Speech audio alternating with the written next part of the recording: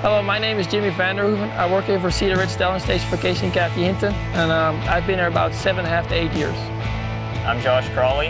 I've been working for Casey for 5 years, and we're here to talk to you a little bit today about assistant trainers and people trying to get a job in the industry, and maybe some pointers to help you get that job and keep it.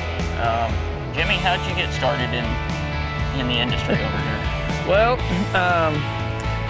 I trained at my parents' place and I finished college, and that was my parents' first thing I had to do, finish college. So like after I did, I was gonna come over, and actually I called Casey. I had another job lined up, but it didn't go through, so I called Casey, and my brother actually advised him. And I really didn't know who he was yet or anything like that, and I called him up and I said I was Jimmy van der Hoeven, I was Roy's little brother, and I was seeing if he was looking for a new assistant. And actually he did. And the only two questions I asked him was if there was a place to stay, and if there was maybe a car to get some groceries. And he asked me if when I was coming. I said, well, I got to be there the next day because otherwise they take my visa away. So it was kind of a different kind of way, I guess.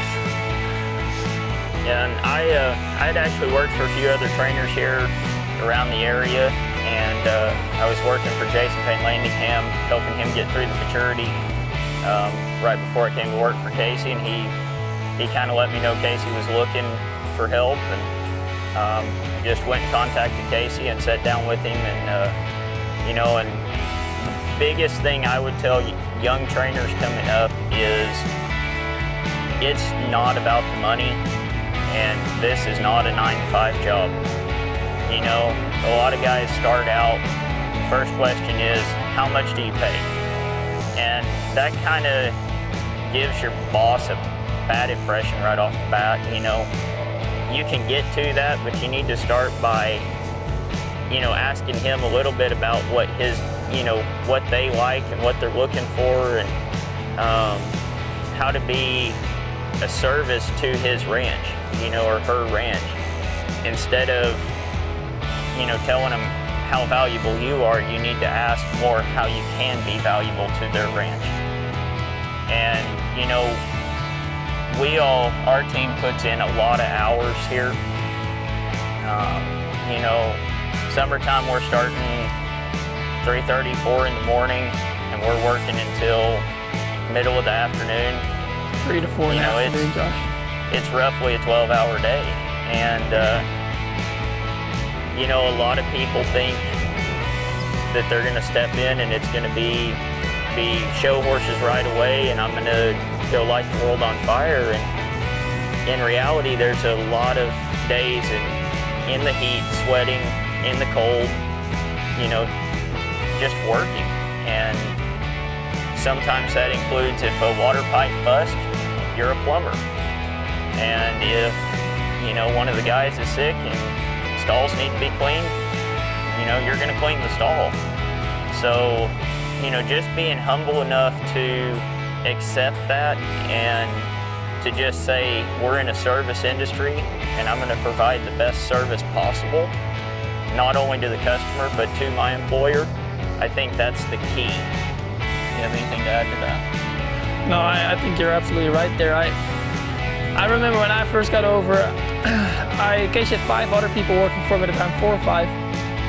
And I knew that. So when I come over, I didn't expect anything really. I brought my stuff, I rode horses, and one day Casey said, hey, I want you to come to, I think it was Stephenville, it was the Cowboy Capital Classic at that time. And he told me, he said, I want you to come over there and school a horse. So I didn't have anything to get ready, so I ran to Danners that day, got myself a show shirt, some clean jeans, and I went there. And after that, he told me that I had to go show at NRBC or do something over there, and he asked me where my chaps were. And I had no chaps, nothing. I remember I borrowed Casey's hat the first horse show because I didn't bring anything, and I didn't expect that either. And I think a lot of that's very important, not to expect anything, but just work first. And then, it's hard for a trainer to just put you on the horse and go show, because you have to actually explain to the owners eventually too what happened, or why it didn't go well, or maybe why it did go well. But you need to earn that trust first. You know, and I have one other thing I'd like to add is, you know, especially younger people. I know we both started early in our 20s over here trying to get to this, you know, through this program, through this stuff. And you just have to view it as kind of a trade school or a college. You know, you go to college, you're not going to get your degree in a year.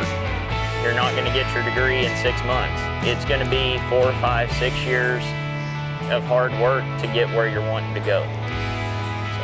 And then the other thing I notice is, like, if you want to learn, like you said, like learn a trade or go to college, don't swap colleges all the time. Like, you know, like if you want to learn a certain program, I would say stay with that trainer if that program fits you.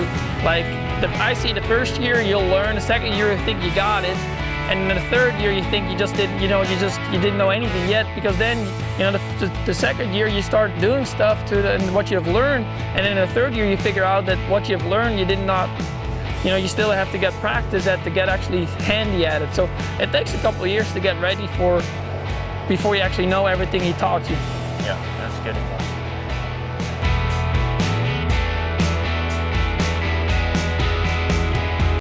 Smart Hoof pellets are a cost-effective way to give your horse's hooves the support they need to stay healthy. After all, as the saying goes, no hoof, no horse. Smart Hoof pellets have 25 milligrams of biotin, plus other key nutrients to support durable, resilient hooves, the foundation to your horse's overall soundness and wellness. So help your horse put his best foot forward by getting him started on Smart Hoof pellets today.